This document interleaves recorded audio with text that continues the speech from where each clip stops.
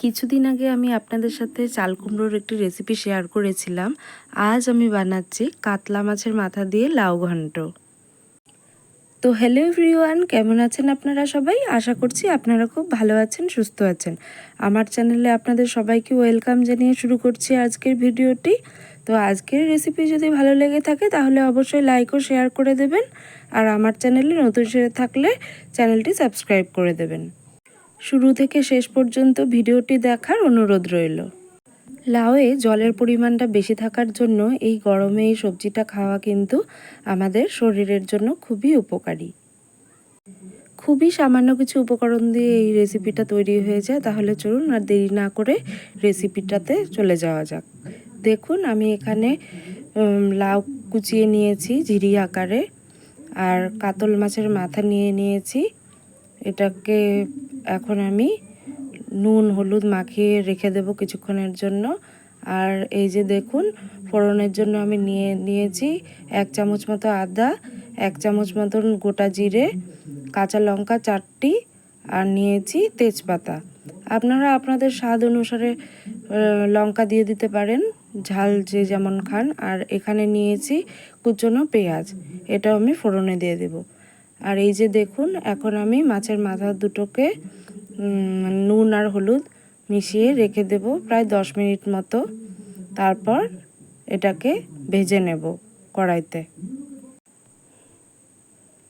Gas ওভেনে কড়াই বসিয়ে দিয়েছি আর দিয়ে দিলাম এখানে সর্ষের তেল। সর্ষের তেল দেওয়াতে কিন্তু রান্নার স্বাদটা অনেকটাই বেড়ে যায়, আর আমি এটা সর্ষের তেলেই রান্না করব। আপনারা চাইলে সাদা তেলেও করতে পারেন। এখন আমি আগে মাছের মাথাগুলোকে ভালো করে ভেজে নেব। এই যে দেখুন, এপিট ওপিট করে ভেজে নিচ্ছি।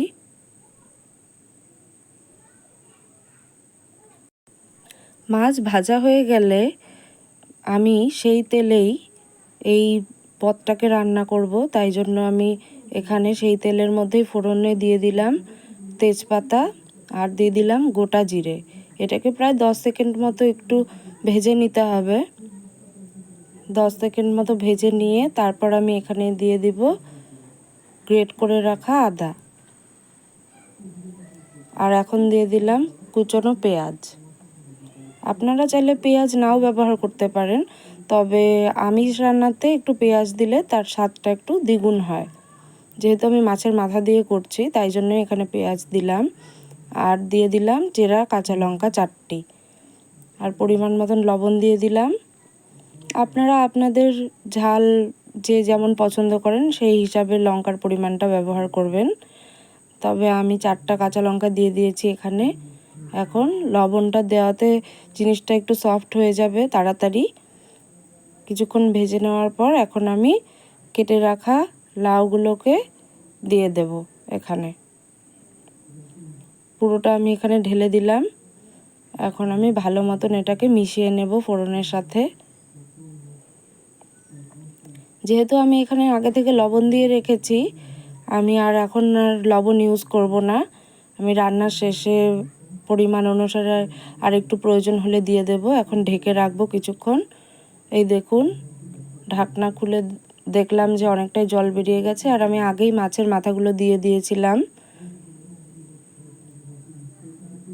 এই সময় মাছের মাথাগুলো দিয়ে দিলে ভালোভাবে আমি এক্সট্রাভাবে এখানে কোনো জল ইউজ করিনি, সেই জলের মধ্যেই মাথাগুলো ভালোভাবে গলে যাবে লাউয়ের সাথে। আর একটু সামান্য হলুদ দিয়ে দিলাম এখানে আমি। এখন আমি আবারও কিছুক্ষণের জন্য ঢেকে রাখবো। এইভাবে লো ফ্লেমে ঢাকা দিয়ে দিয়েই চাল কুমড়োটাকে সেদ্ধ হতে দিতে হবে। এইভাবে ঢাকা দিয়ে সেদ্ধ করলে এর থেকে প্রচুর পরিমাণে জল বের হয়, আর এক্সট্রা করে কোনো জল অ্যাড করতে হয় না। লাউটা তবে অবশ্যই একদম কচি হতে হবে, তাহলেই এতটা পরিমাণ জল বের হবে।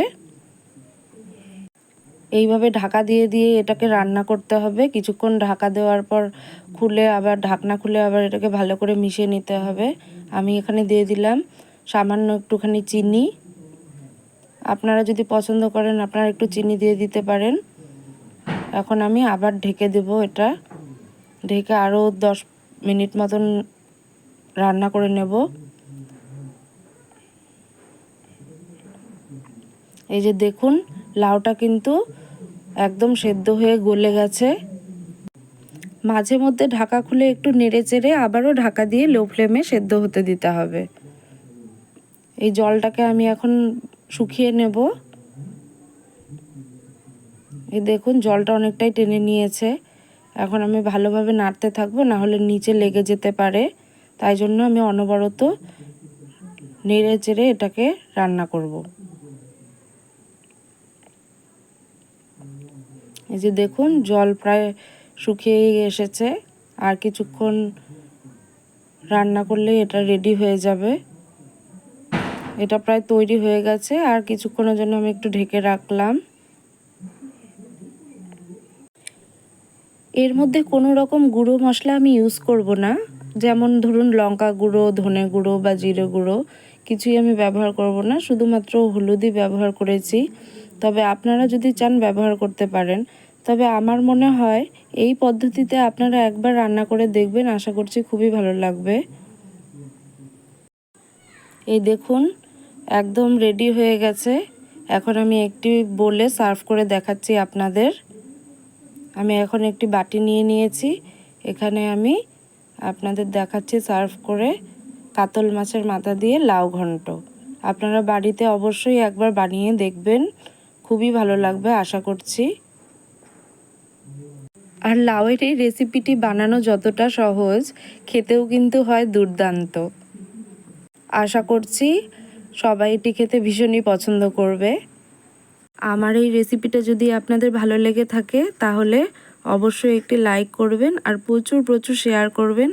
আর আমার চ্যানেলে নতুন এসে থাকলে চ্যানেলটি কিন্তু অবশ্যই সাবস্ক্রাইব করে দেবেন। আমার রেসিপি একদম তৈরি। তাহলে আজকের মতো এ পর্যন্তই, আবার হাজির হব অন্য একটি ভিডিওতে।